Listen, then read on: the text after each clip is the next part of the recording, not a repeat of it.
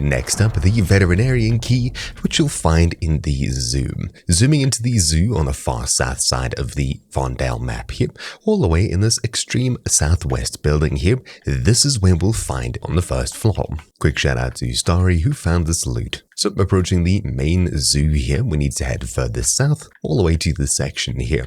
As you can see, there are tons and tons of level 1 and some level 2 guards in the area, so do expect some pushback. But if we head around the outskirts, all the way to the far south building here, things should be relatively quiet, at least on our way here. I'll head in the window here. Now, when we get inside, you'll find a locked door here to the right underneath this little passage up here, the veterinarian dorm. This one will take you into a room with some okay loot. It's nothing too crazy. And of course, there's really nothing in the surrounding area.